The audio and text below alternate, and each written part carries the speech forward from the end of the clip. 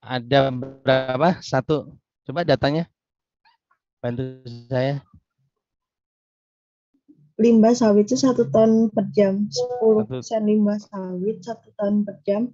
1 ton Kan per jam ya. Ini teh posisinya 1 ton per jam tuh berapa?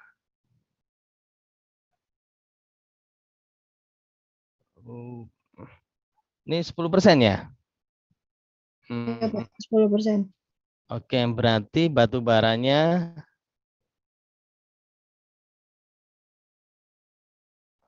kolnya 90% berarti 9 ton dong ya. 9 TPJ. Ini posisi di 90% berarti ya.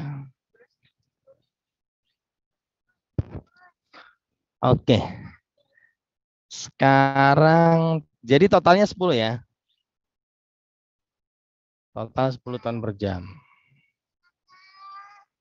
Total 10 TPJ ya. Oke, kalau kalorinya gimana tadi infonya?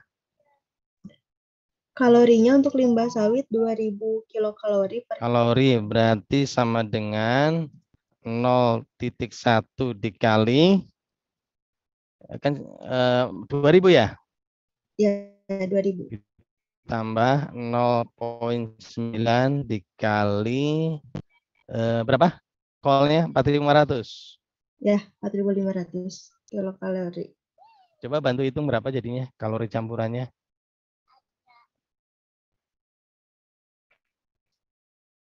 4.250, betul nggak?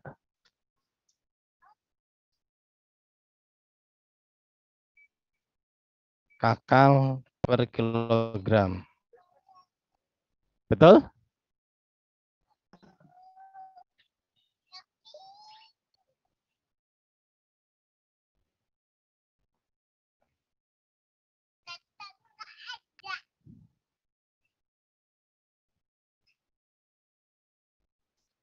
Betul nggak?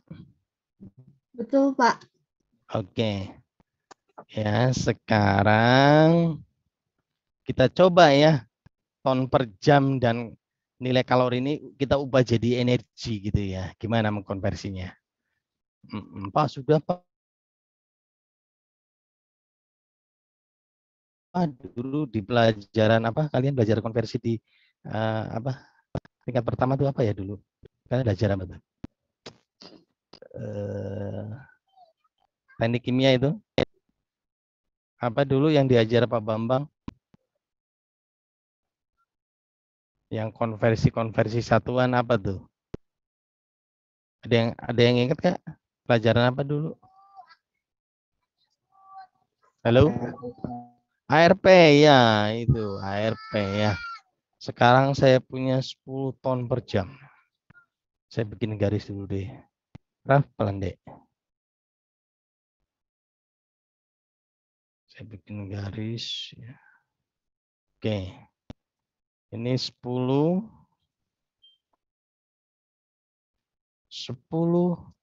ton gitu ya per jam. Nah, itu. Kemudian dengan kalori campuran adalah 250 ya. Saya tulis 4250 kilokalori per kilogram. Oke. Saya nggak suka ton.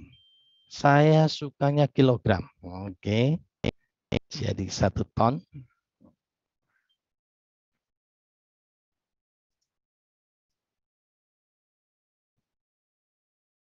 Berapa?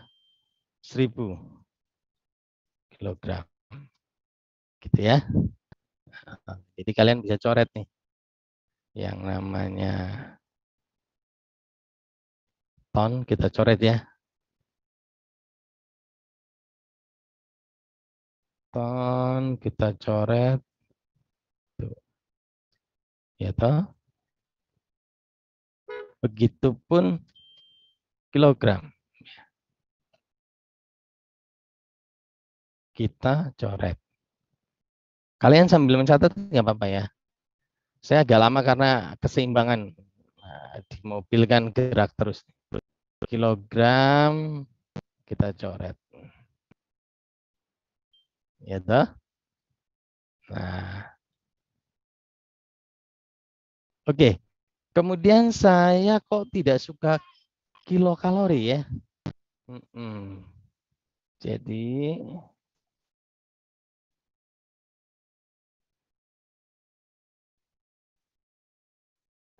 nggak pas mulu. Rap pelan dong, Dek. Satu kakal coba berapa sama dengan ada yang masih ingat 4187 Joule. Betul nggak?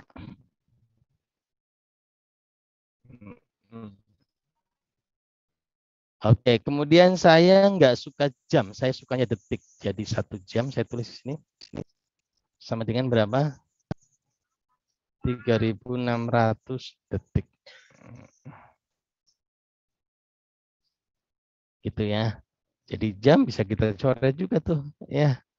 Jam dicoret ya. Kilokalori kita coret juga ya. Kilokalori kita coret juga. Cus.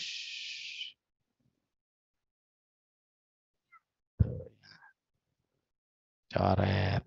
Jadi tersisalah satuan apa? Joule per detik ya. Udah kebayang belum joule per detik tuh ya? Itu adalah watt kan? Listrik ya.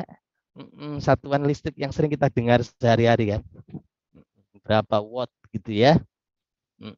Jadi kalian biar lebih mudah nih dapatin dulu aja, hitung dulu konversinya ya. Konversinya dari sini ya. Kok kecil amat ya. Oke, dari sini kalian dapat ini konversinya. Wah. Coba kalian hitung ini kalau nggak salah 1163 ya nilai konversinya. Betul nggak? Coba dihitung 1000 dikali 4187 dibagi 3600. Halo? Ada yang bisa menghitung ini?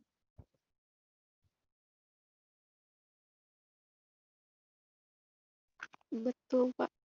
100. Ya, betul. Betul ya? Jadi berapapun nanti nilai ton per jam dan nilai kalorinya, untuk menjadikan watt cukup kalian kalikan dengan 1163 beres. Itu jadi joule per detik atau watt. Gitu kan ya? Oke, sekarang 1163 kalikan dengan 10 kalikan dengan 4250. Berapa hasilnya?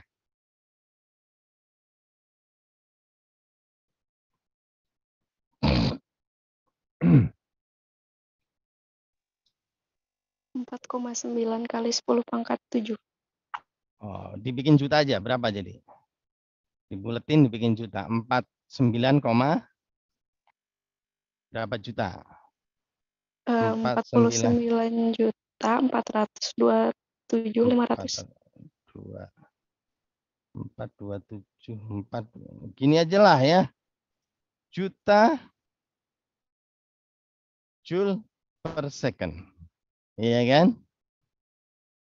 Betul nggak? Betul, Pak. Ya. Mau saya nggak bergerak nih. Oke, ini sama dengan kalau boleh saya ubah lagi 49,43 juta itu sama dengan mega toh. Lantap. 49,43 juta itu mega tuh, mega joule per secondnya watt, jadi megawatt. Tuh, bayangkan dari nilai kalori dan jumlah ton per jamnya ya, kalian bisa langsung dapat energi, potensi energinya masih potensi ya. 49,43 megawatt. Seandainya ini si bahan bakarnya terbakar sempurna semuanya menjadi energi, maka kita akan dapatkan 9,43 megawatt. Nah, gitu. Lantas kepikir di kepala kita kan sekalian sebagai anak-anak teknik kimia, gimana ya dari batu bara dan limbah sawit gitu ya, kemudian kok jadi listrik, prosesnya apa aja? Nah, itu teknik kimia banget ya. Dari bahan baku ya yang tidak termanfaatkan, kemudian kita jadi produksi listrik menghasilkan potensinya 49 megawatt, tapi kita harus menyusun alatnya apa saja, A, B, C, D kita harus susun di sana ya. Nah, alatnya apa aja? Nah, itu kita belajar teknik kimia gitu ya. Oke, ada yang kebayang nggak kira-kira alatnya apa nih? Ayo.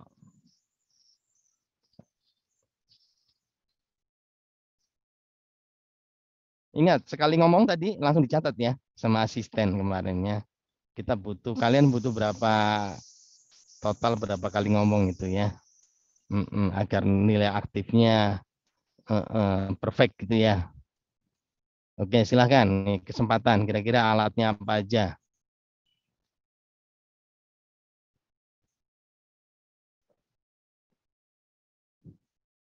Nggak ada ide.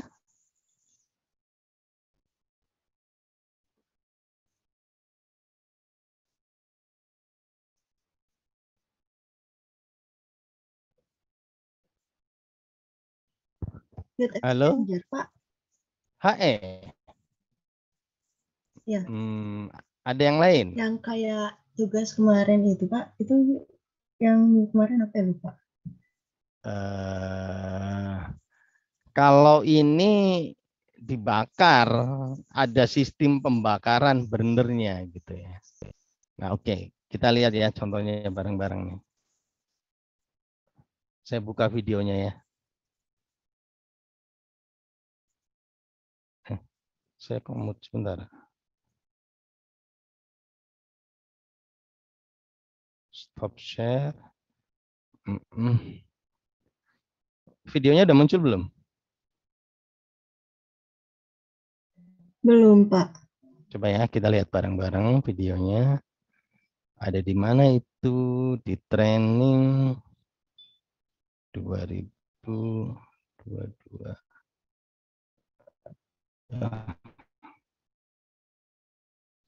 This meeting is being recorded. Mill pulverizer boiler.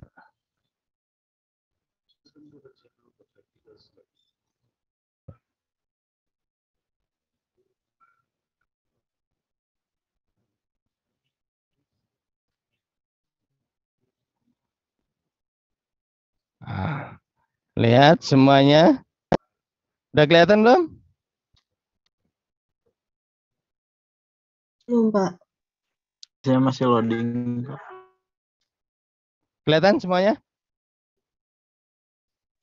Kelihatan, Pak. Kelihatan?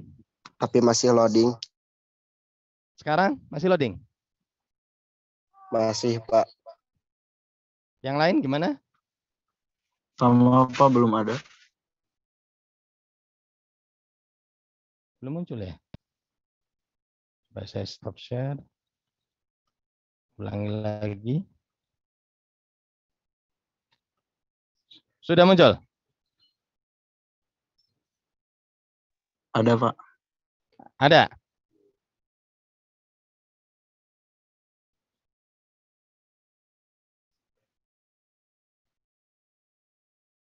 Kelihatan belum?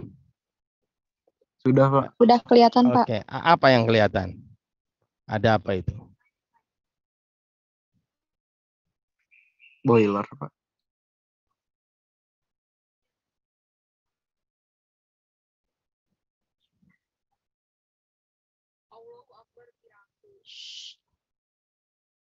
Bisa ngobrolnya nanti.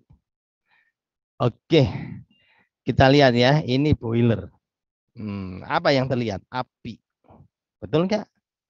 Restu, apa yang kelihatan? Betul, Pak, api. Api. Kok nggak mirip sama kompor gitu ya yang di rumah? Mirip sebenarnya. Ya kalau kompor kan bahan bakarnya gas. Tinggal kita cetek nyala apinya langsung keluar kan. Ini juga sama. Jadi di kompor kalian tuh yang kompor di rumah tuh kan ada nozzle-nozzle ke tempat keluarnya api itu kan pembakaran. Di sini juga sama. Ini nozzle-nozzle ini. Mulut-mulut nozzle api.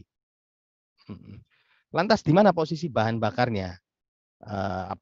Batu bara, tadi limbah sawitnya. Kita lihat ya berikutnya. Nah, posisinya adalah di sini. Pulverizer. Kelihatan nggak nih? Mill pulverizer. Halo, semuanya kelihatan? Kelihatan, Pak. Tuh.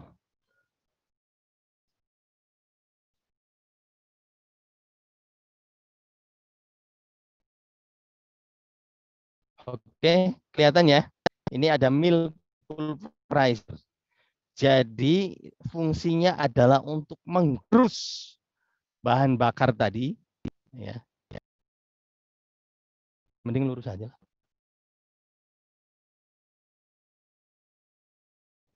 Oke. Jadi untuk menggerus bahan bakar, ya. Tadi mill kan, ini mill, tapi bentuknya bukan bol, tapi table roller, ya kayak digerus saja, ya. Tapi kayak ulegan, tapi digerusnya pakai mesin, ya. Tapi digerusnya pakai mesin. Ada table-nya, ya. Ada cobeknya istilahnya gitu ya. Ada ulekannya. Jadi digerus, namanya ini mill pulverizer sampai ukurannya 200 mesh. 200 mesh itu kira-kira kayak bedak talek ya. Kayak bedak talek. Tahu bedak talek kalian? Itu 200 mesh kira-kira. Jadi lembut sekali digerus. Ya. Tuh, namanya mill pulverizer. Jadi oke. Jadi powder ya bentuknya. Nah, loh, kok bisa naik ke atas? Nah, itu dihembus sama yang namanya blower. Ya, jadi di dalam mill pulverizer itu disupport ya, dikirim blower ya, udara blower sehingga dia bisa terdorong ke nozzle ini. Oke, mana ya? Di sini ada nggak? Mana ya? Aduh. Blower di mana posisinya? Kita lihat dulu blower itu di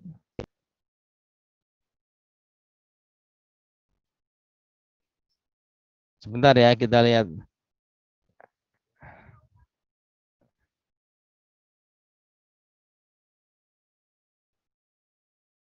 Nah, oke. Di bawah air preheater ini ada blower namanya. Ada 2 biji ya. Di industri disebutnya PA fan, primary air fan. Jadi udara primary blower. Nah, tapi sebelum masuk ke mill tadi, si blower tadi itu akan mengalir ke air preheater dulu. Jadi air preheater ini apa? Tempat pertukaran panas antara udara exhaust panas dari boiler yang mau kecerobong. Ini temperaturnya 500 ya. Panas sekali gitu yang mau kecerobong.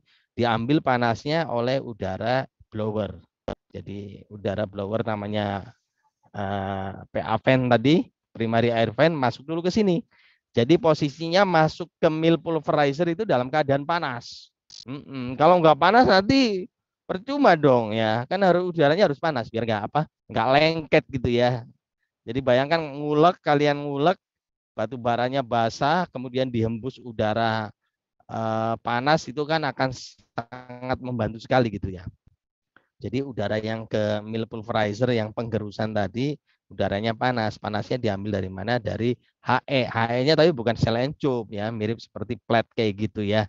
Plat tapi tidak rata ya, agak bergelombang platnya gitu. Satu sisi diisi udara exhaust, satu sisi diisi udara dari fan ini sehingga udara fan-nya panas. Oke, udara air fan ini selain ke mill pulverizer juga fan ini dikirim ke udara pembakaran yang di nozzle ini.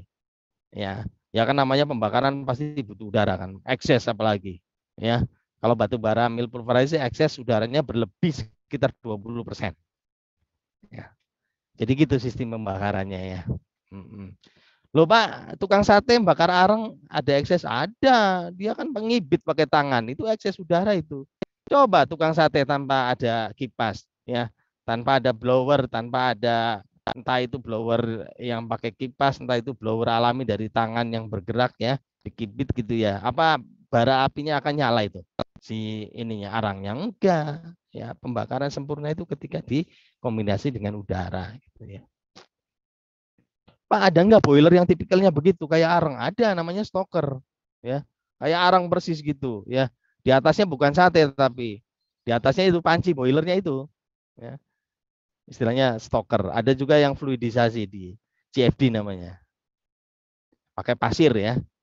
Jadi si batu baranya dicampur dulu sama pasir, terus pasirnya disirkulasi untuk pemanasan. Ada yang, tapi tipikal ini apa ini, mill pulverizer itu yang paling banyak digunakan gitu ya. Sekarang apa yang digodok?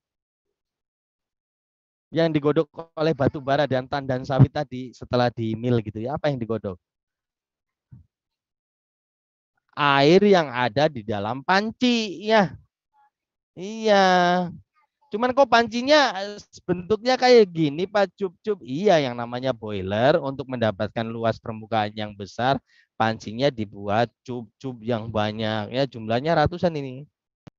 Biar luas kontaknya, luas perpindahannya banyak, jadi air yang digodoknya pun bisa banyak gitu ya. Ya, kalau ini namanya main superheater, ini eco ya. Ada eco. Kenapa dibuat eco Pak di depan? Biar nggak kaget ya. Yang masuk kan air dingin ya. Kemudian langsung dipanasin suhu 1000 derajat lebih nih kan, kaget nanti ya. Nah, jadi dipanasin dulu dengan udara exhaust gitu ya. Dari anget kemudian panas, kemudian jadi super panas. Kira-kira gitu tahapannya.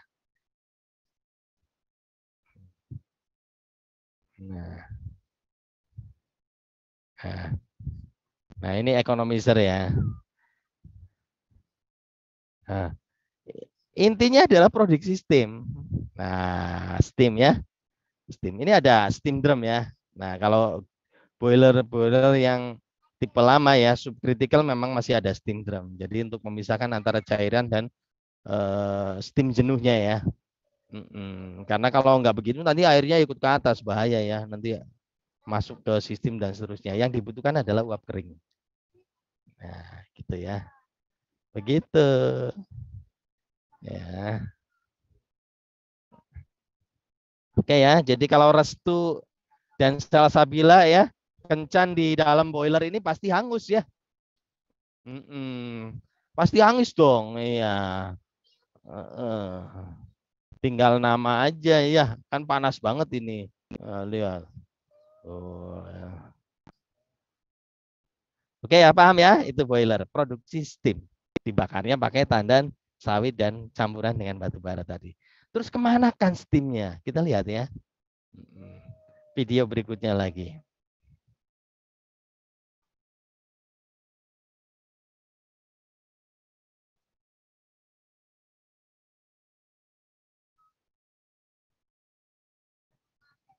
Sudah muncul video berikutnya?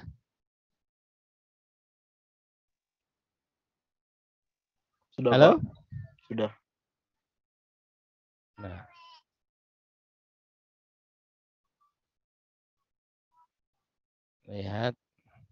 Lihat. Yang kiri tadi boiler.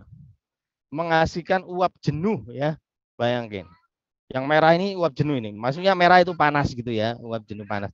Temperaturnya nggak sampai sih 550. Biasanya di industri kita antara 530 sampai 540. Saya koreksi ya. Karena real kenyataannya saya dari Pangkalan Susu tuh pembangkit di sono ya. Selat Malaka, Sumatera sampai ke Jeranjang gitu ya. Jeranjang itu di Nusa Tenggara Timur ya. NTB. Jeranjang itu NTB, Nusa Tenggara Barat. Walaupun pusatnya di Suralaya. Semua ya, nggak ada yang setting temperaturnya di 550. 530 sampai 540 realnya, kenyataan di lapangannya. Ini teoritis nih ya. Jadi kadang kita kalau nggak tahu lapangannya teoritis maka ambil aja gitu ya. Banyaknya begitu. Jadi aslinya 530 sampai 540. Panas ya, steam jenuh. Kemudian dikemanakan steam jenuhnya? Ya, kita lihat dipakai untuk apa? Dipakai untuk dilewatkan ke HP turbin, IP turbin sama LP turbin ya, ada satu lagi nih.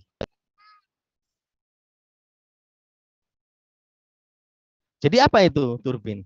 Jadi steam tadi digunakan untuk meniup, menendang, mendorong sudu-sudu turbin ini. Biar apa? Biar muter. Begini mesin uap tuh ya, muter. Oke. Jadi biar berputar, ditendang sama steam. Jadi besarnya energi, berapa besar energi yang tendangannya steam itu tergantung dari apa? Tergantung dari tekanan. Sama tergantung dari suhu ya. Kalau suhunya rendah, tendangannya lemot ya. Energi yang dihasilkannya pun kecil. Tekanannya rendah juga tendangannya lemot. Energinya pun nanti kecil. Ya. Jadi konfigurasinya istilahnya turbin. Ada yang seperti ini kalau untuk kapasitas besar. Untuk kapasitas sedang biasanya HP turbin saja sama LP gitu ya. LP-nya pun sebiji ya. Ini masuknya dari tengah ya. Jadi ke kanan dan ke kiri sebenarnya ada juga yang enggak 2 biji nih, cuma 1 baris gitu ya. Jadi enggak kanan kiri turbinnya.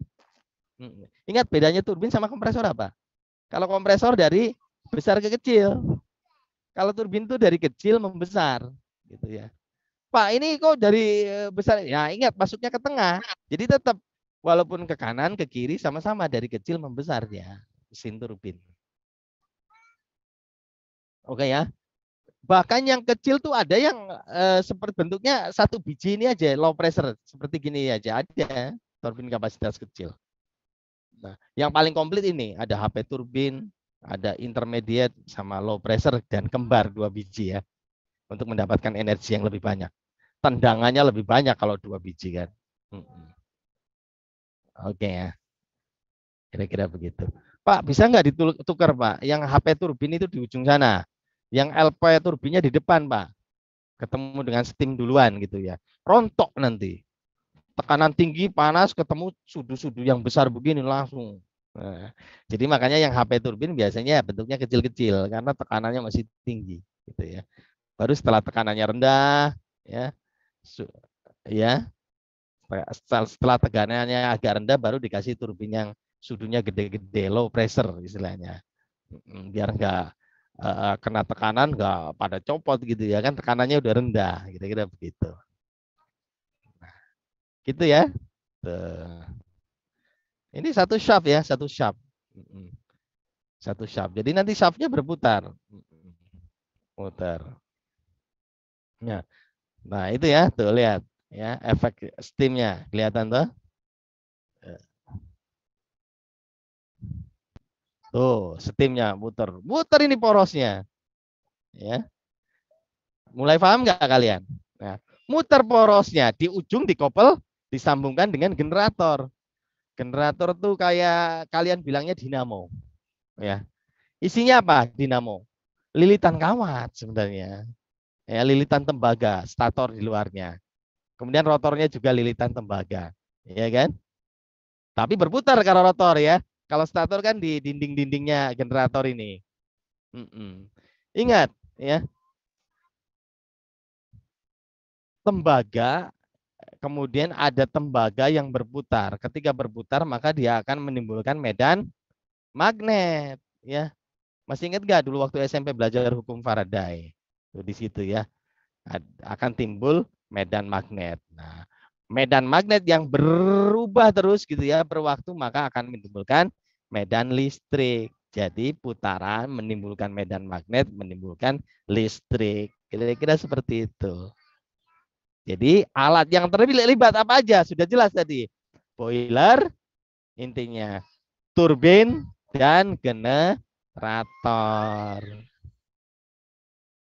Paham nggak, Rahma?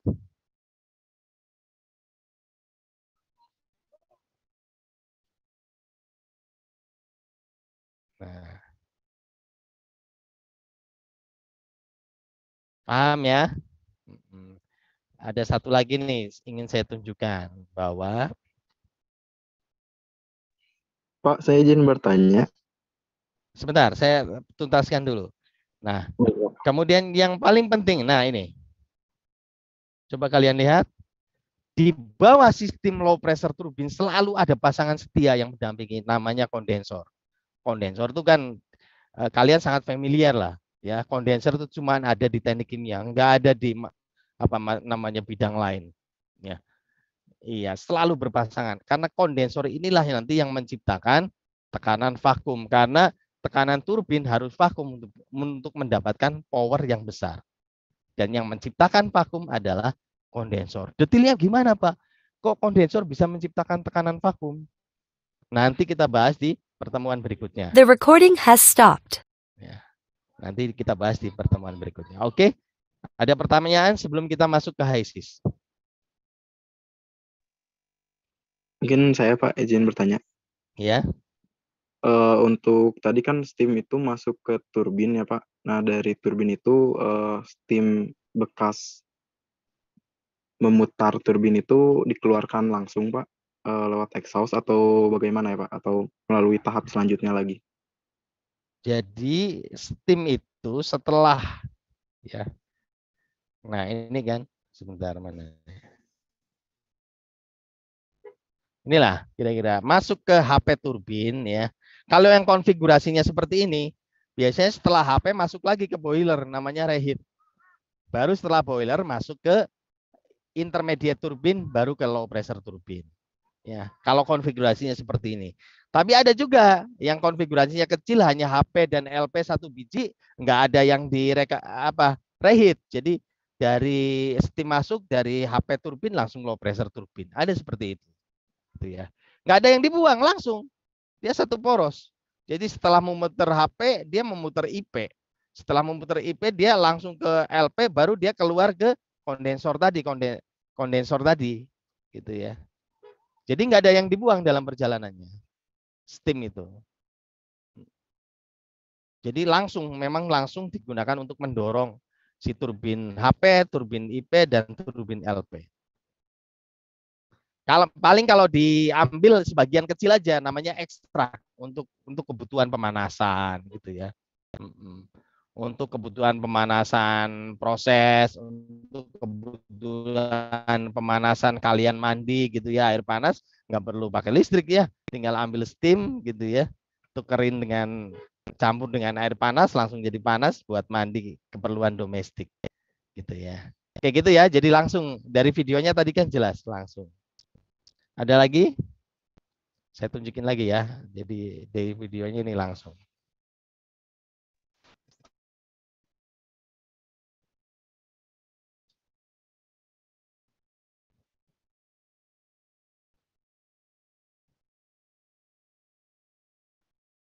Coba kalian lihat lagi. Langsung ini steamnya.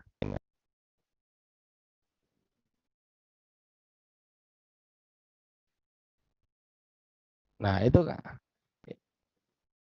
itu kan dorong langsung kan. Tuh. Tuh. Tuh. Lihat ya. Ada yang orange ini dibalikin lagi. Ada yang begitu sistemnya. Namanya reheat.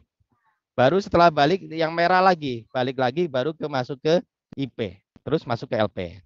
Ada yang konfigurasinya seperti itu.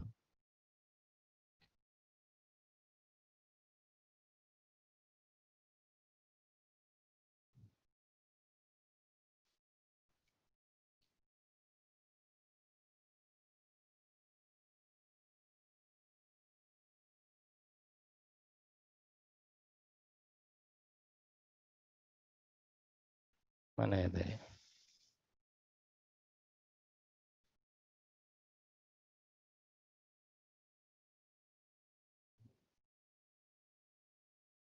Itu ya pergerakan steamnya kita lihat di sini.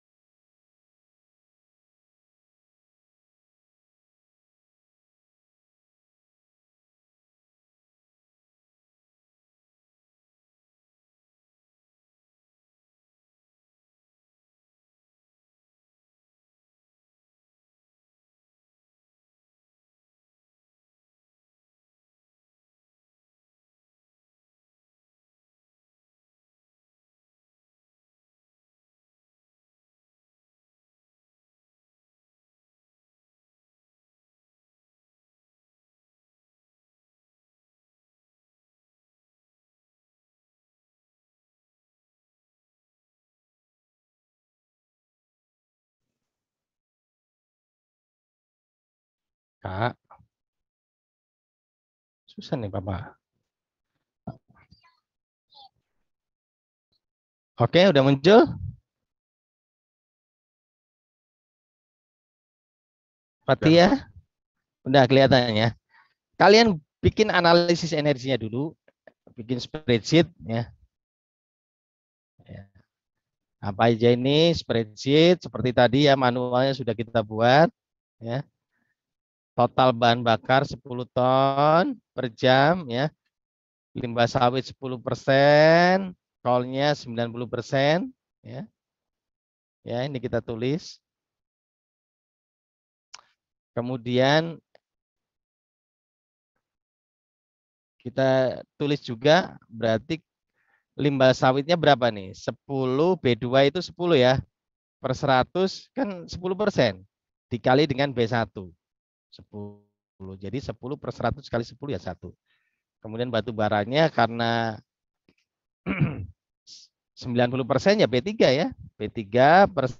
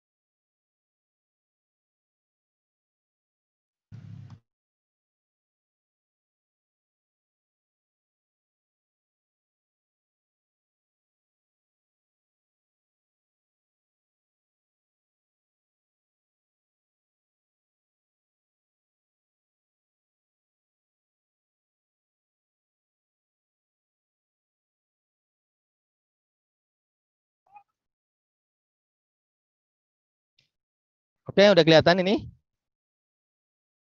Semuanya udah kelihatan lagi? Hasna, Sarah? Kelihatan, Pak. Oke ya. Tadi ini kalori campurnya gimana? Tadi 10% ya. 10 per 100 dikali ini 2000 tambah berapa 90% ya, 90 per 100 dikali D3. D3 itu yang 4.500 sehingga totalnya 4.240. Jadi kalian bikin perhitungan gitu, kemudian potensi megawattnya tadi kan 49,43 ya. Jadi B1 itu apa? B1 itu ya 10 ton per jam kali. Ya, kan totalnya 10 ton per jam. D5 itu apa? Kalori campurannya. 4250. 1163 kan tadi konversinya. Kok dibagi sejuta biar jadi megawatt kan? Jadi ketemulah 49,43 juta joule per second kan? Jadi tapi saya bagi 1000 ya. Bagi sejuta jadi megawatt. 49,43 megawatt potensi. Nah, kemudian saya kasih asumsi ya bahwa bahan bakar ini di sistem boiler efisiensinya nggak mungkin 100% kan? Iya kan? Pasti ada hilang ke lingkungan, ya. Ada reject di mill pulverizer, nggak semuanya jadi 200 mesh gitu ya, sehingga ada reject. Kemudian ada scale di tube-nya sehingga tidak semua panas terserap ke air gitu ya. Ada konveksi, konduksi, iya kan? Jadi nggak semua. Jadi rata-rata tuh ada yang 70, ada yang 85 paling bagus. Jadi saya bikin 80% aja efisiensi pembakaran di boilernya. Jadi megawatt realnya sekarang berapa? 39,5 ya. Karena 80% dari 49. Ya. Oke ya. Jadi kalau kalian pakai satuan yang megawatt real, langsung aja ini. Tapi karena saya tadi buatnya satuan defaultnya energinya HP, ya udah saya bikin konversi dari megawatt ke HP. Itu dikali berapa itu tadi? Dikali berapa ini? 1341 jadi HP. Ya. Makanya kalian kalau membuatnya itu di awal sudah satuan power ya. Ingat satuan powernya itu udah HP, nggak perlu dikonversi kayak saya. Gitu. Oke. Terus kemana ini nih pembakaran nih? Pembakaran. Jadi yang dikirim bukan apinya di HISIS. Di HISIS nggak ada api. Ya. Yang dikirim adalah energinya. Saya kirim. Ini kan diekspor nih. Ya. Saya ekspor nih. Exportable kemana? Ke powernya si bakar ini. Ya. Ini kan hanya separator biasa yang saya bikin boiler ya. Ya kan?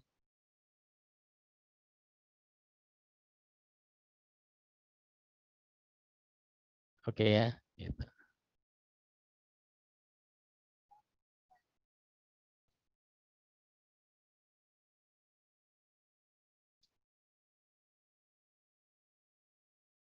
Tuh, keklik ini.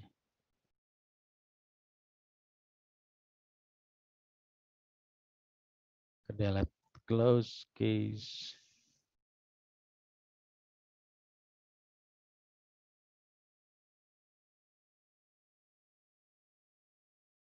Pelan deh, pelan deh.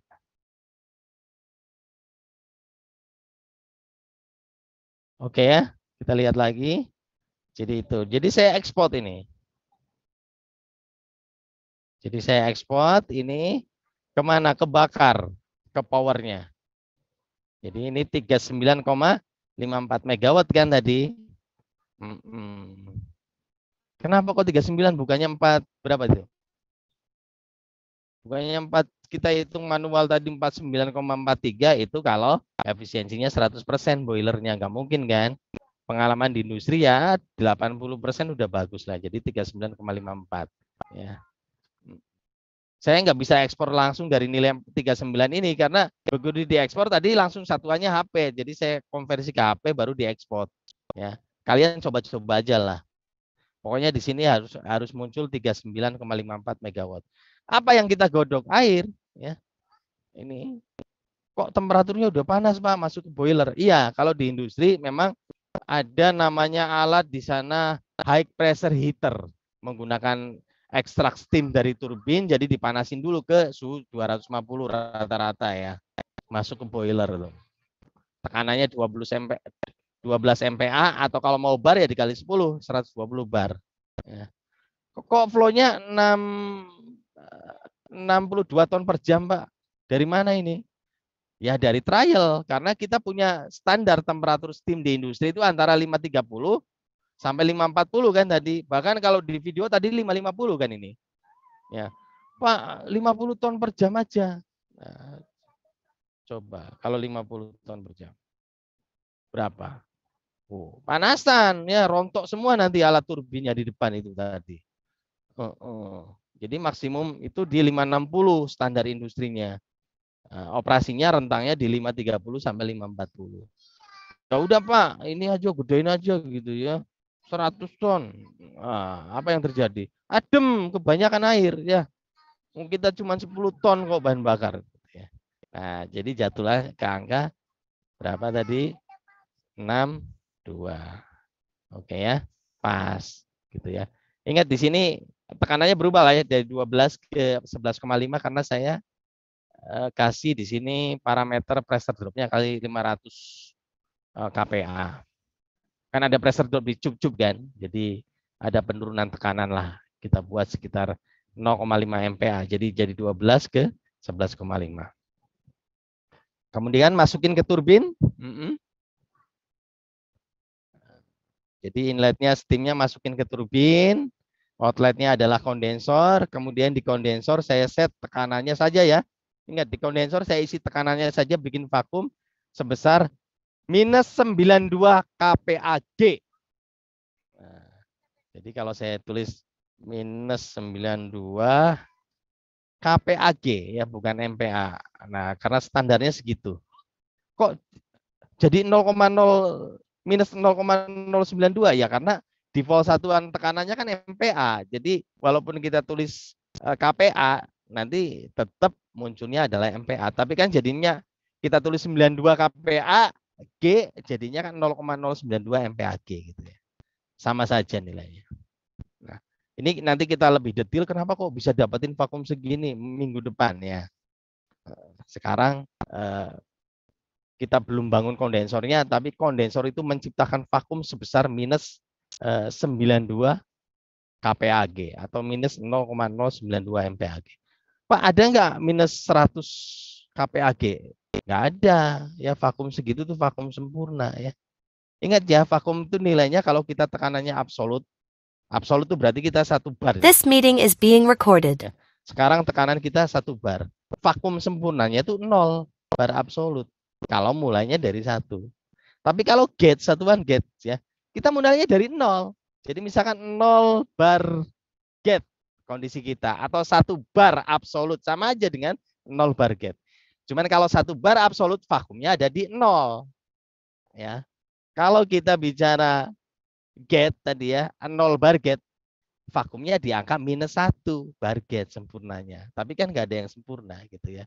Kita bilang kalau vakum tuh ya minus 0,92 bar gate. Itu udah vakum industri gitu ya. Kalau dalam satuan KPA, KPAG ya minus 92 KPAG gitu ya. Saya nggak mau minus-minusan ya, tadi bar ya 0, jadi kalau misalkan 0 bar gate tadi minus 0,92 ya bar gate vakumnya, karena startnya kan dari 0. Pak, saya pengen vakum absolut ya, mulainya dari 1 bar kan. 1 bar absolut, vakum sempurnanya 0, tapi nggak ada yang mencapai 0, paling-paling juga 0,12 gitu ya. Bar absolut vakumnya atau 120 milibar absolut gitu. Kalian kalau di industri nanti akan terngiang satuan-satuan yang berbeda, satuan vakum negatif positif. Dari sekarang harus mulai familiar ya. Karena kalian begitu di industri nggak boleh kuping mendengar minus positif apa langsung ambiar di kepala kalian. Nggak bisa, karena di industri satuannya bisa macam-macam ya. Kalian harus familiar nanti. Oke ya, catatannya yang menciptakan minus atau tekanan vakum tadi adalah kondensor yang kita bahas nanti minggu depan secara detail. Oke ya. Berapa dihasilkan power? 17,28. Pak, kalau begitu nggak usah divakum Pak, nggak usah ada kondensor. Lihat ya, kalau nggak divakum kan berarti tekanannya 0 nih. Saya bikin 0. Nah, berapa? Power yang dihasilkan cuma 13, bayangkan. Hilang banyak tuh ya, kalah banyak ya. Tadi kan 17, hilang 4 megawatt. Jadi nggak mungkin nggak ada kondensor. Artinya nggak mungkin nggak divakum. Udah standar ya. Tulis lagi minus 92 KPAG. Mana KPAG nih? Nah, tuh segitu standar ya. 17 MPa. Ini listriknya. Pak, tadi kan dapatnya 49 harusnya. Kok dapat 17? 49 itu. Halo, kalian masih monitor nggak ini? Halo? Masih, Pak. Tadi kok dapatnya 49, Pak. Dihitung potensinya kok dapatnya cuma 17.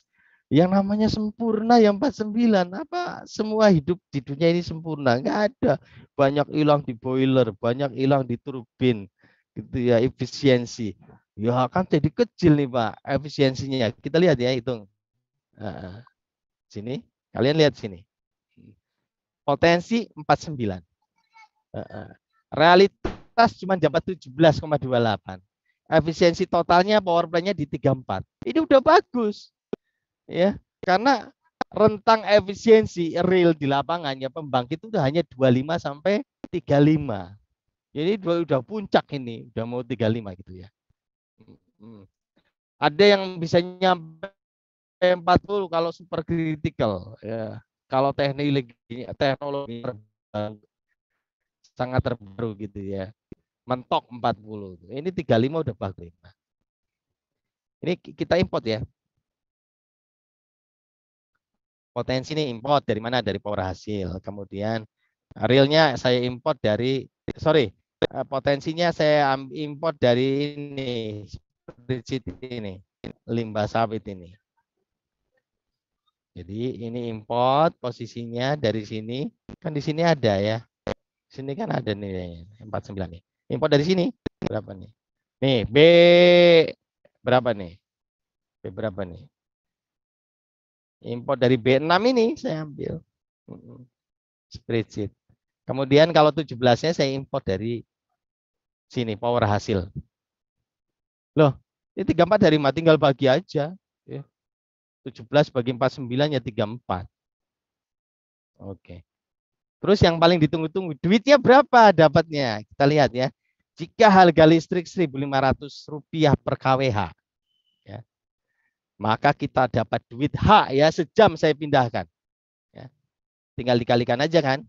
Jadi 17,28 dikali 1000 dulu biar jadi KW. Jadi 17,28 kali 1000 atau 17.000 jadinya ya. Dikalikan dengan 1.500. KW dikali RP per KW. Jadi kan tinggal rupiah. Lah hanya mana Pak? Hournya. Hournya ini duit sejam. Terus annual setahun berapa? Ya tinggal dikali. Ya. Kali sehari kali 24 kali 30 sebulan kali 12 tahun. Jadi gross kita dapatin 224 miliar. Ya. Oke. Dari potensi limbah sawit. Pak, kan batu baranya beli, Pak. 9 ton per jam. Ya, silakan dikonversi. Batu bara itu harganya sekitar 1000 kilo. Kurangin ke sini nanti ya. Jadi, oke. Kalau limbah sawitnya gratis ya, batu baranya oke 9. Saya tambahin ya. Modal ya. Modal. Sawit, limbah sawit gratis ya.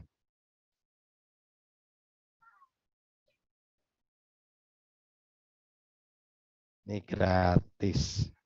Oke, tapi kalau batu baranya emang beli. Call-nya tadi 9 ton per jam ya. Ton per jam.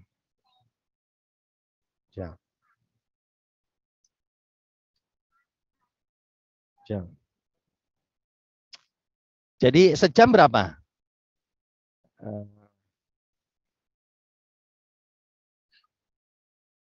Oh, udah habis pula. Edit row. Insert row ya.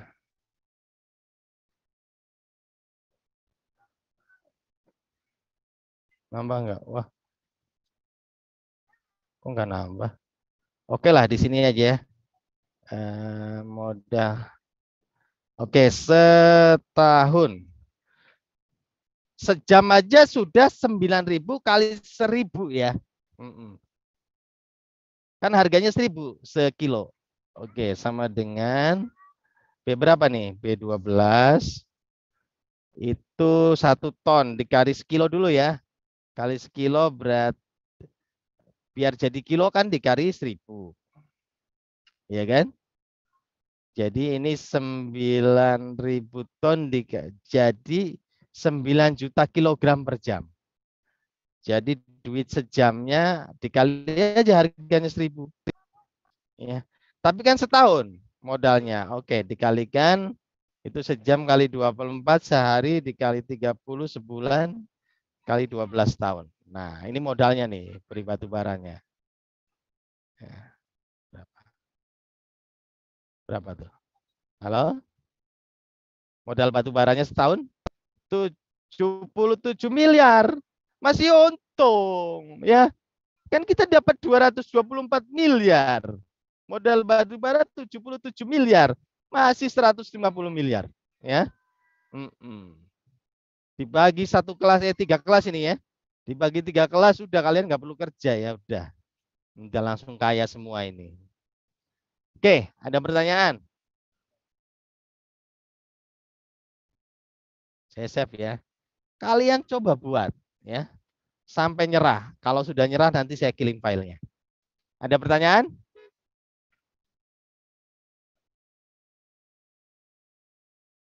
Halo?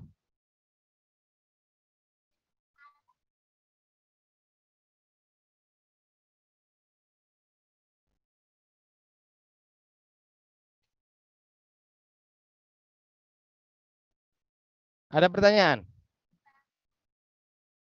Bagi saya belum, Pak. Nyoba dulu ya. Nanti kalau nyerah boleh minta asisten minta filenya ke saya. Tapi nyoba dulu. Silakan kalian belajar terstruktur untuk mengulang apa yang sudah disampaikan hasilnya. Kemudian kalau nggak selesai, kalian belajar mandiri sampai membuat laporannya ya. Kalau nanti belajar terstruktur untuk mengulang materi ini, aduh nggak dapat, boleh kalian minta filenya ke asisten ya. Oke, kita tutup ya pertemuan hari ini. Assalamualaikum warahmatullahi wabarakatuh. Waalaikumsalam. Terima kasih, Pak.